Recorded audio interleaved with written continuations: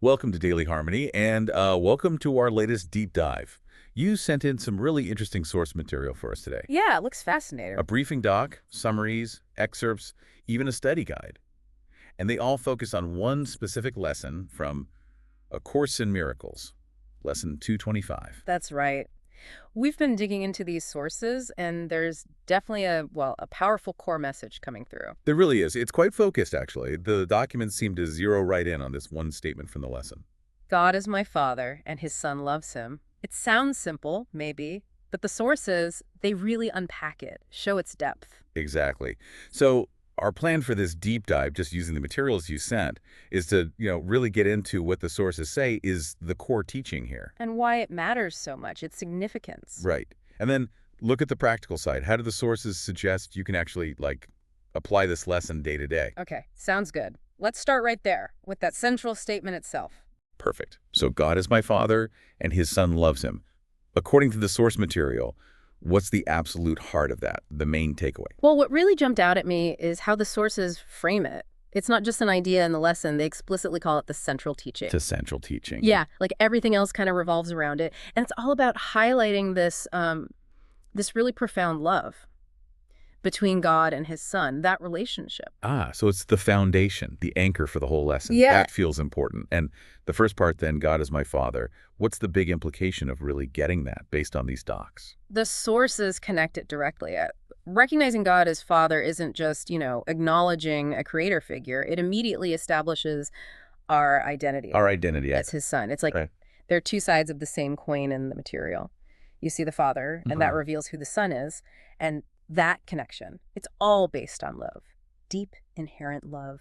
Okay, so seeing God as Father reveals us as the Son, connected by this really deep love. Now, the significance part, the sources stress why understanding this is so important. Why is that? The way the sources put it, this lesson is like a reminder of the divine nature of our existence and the love that's underneath everything, our whole reality. So it's about remembering who we truly are at the core. Exactly. It's not just a concept for your head. It's presented as a foundation for how you see yourself, how you see the world.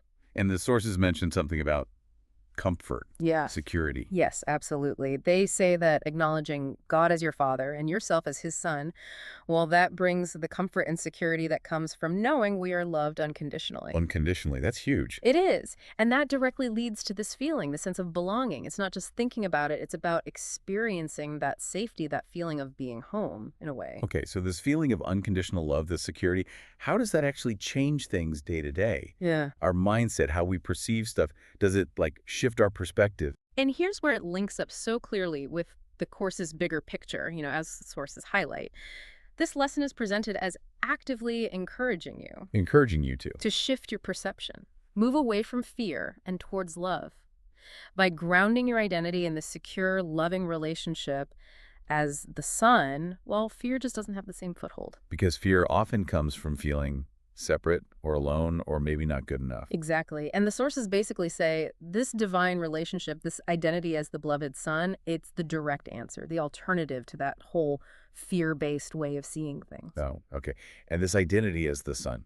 It's Yeah. not just about me, myself, and I, right? Yeah. The sources mention it connects us to other people. Definitely. They point out that when you recognize this identity in yourself, you start to see, well, that everyone shares it. Recognizing that we are all united as sons and daughters of God. That phrase comes up. Ah, so it leads to seeing our interconnectedness. Precisely. If we all have the same father, share the same fundamental loving identity, then we have to be connected, united. Okay, got it. So we've laid out the core idea. This father-son relationship defines our true identity. Hmm. And the significance, Hmm. it brings love, security, helps us shift from fear, shows our unity, but it's not meant to just stay theoretical. Not at all. The sources are pretty clear on giving practical ways to actually live this, to work with it. What kind of things do they suggest? Yeah, the briefing and summary documents, they list several things, really tangible practices. Like what? Well, one of the simplest is daily affirmation. Just starting your day with that sentence, God is my father and his son loves him. And the purpose of that is? The sources suggest it sets a positive tone right off the bat. It helps you actively cultivate that sense of belonging and security we were just talking about. You start the day grounded in that truth. Makes sense. What else? Meditation is another one. The idea is to focus specifically on that love between God and his son. The source material even suggests visualizing it Visualizing it how? as a warm light enveloping you. The aim is to foster a feeling of peace, to deepen that sense of connection through quiet contemplation. Okay. Affirmation, meditation, anything else? Acts of kindness. This one's interesting. It's not just about being nice. According to the sources, when you express love to others, you're actually reinforcing the connection. Reinforcing it how? Because you're acting from that place of shared identity, recognizing the other person also as a child of God. So kindness becomes a way to make that unity feel more real, more tangible. The source uses that exact phrase. It reinforces this connection. Huh. Interesting. Affirmation, meditation, kindness. Were there any, more reflective exercises mentioned? Things that help you go deeper? Yes, a couple more introspective practices. One is a journaling exercise. Yep. The sources suggest writing about, what God as Father means to you, what does being the Son mean for your identity, and how might this whole understanding change how you interact with people. It's about processing it personally. Sort of digging into it for yourself. Right. And then there's a visualization exercise. This one involves imagining having a conversation with God. A conversation. What would you say? Yeah. Or what would you want to hear? The idea, according to the source, is to use visualization to explore and deepen your feeling of that loving relationship, to make it more intimate, perhaps. Okay, so we have the core concept, why it's so significant for identity and perception, and then these concrete ways to engage. Affirmation, meditation, kindness, journaling, visualization. And the source material wraps this up with a reflection question too, right? It does, yeah. And it really brings it home, connects the big idea to everyday life. The question is basically, how does recognizing God as my Father and his love for me change my perspective on my current challenges and relationships? So it's really asking you, the listener, to apply it directly. How does knowing this actually shift how you see the hard stuff or how you relate to people right now? Exactly. It implies that this shift in understanding can make a real difference in how you experience challenges and relationships. It prompts that personal reflection. What changes when you look at things from this place of unconditional love and secure identity instead of maybe from fear or separation? It's really asking about the potential for transformation that comes directly from embracing this lesson. That's a good way to put it, practical transformation. So, wrapping up this deep dive into Lesson 225, guided just by the sources you sent in.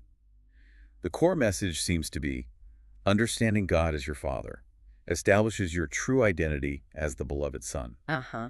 And that brings this foundation of unconditional love, of security. Which then helps you shift your whole way of seeing things from fear towards love and helps you recognize that deep unity we all share. And critically, the sources don't just leave you with the idea. They offer these concrete tools. The affirmation, meditation, kindness. Journaling, visualization, ways to actually bring this understanding into your daily life, to let it actively shape how you perceive yourself, perceive the world, and find that, that joy and peace in the connection. It really feels like an invitation, doesn't it? Based on these sources, an invitation to rethink who you are, what reality is, and to find that security right there in that loving relationship.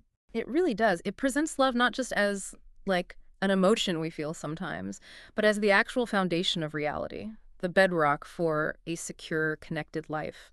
And the focus on kindness, on how we interact. It suggests that love isn't meant to be kept inside. It naturally wants to flow out. It becomes this sort of reciprocal thing. You honor that relationship with God through your everyday thoughts, your choices, how you treat people.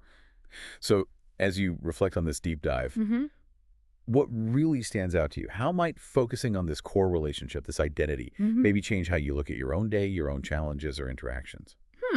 Well, maybe something to really mull over is that point about unity from the sources. Right. If we truly accept that we are all united as sons and daughters of God, what does that actually practically mean for how we view and how we interact with every single person we meet today that feels like, something worth sitting with?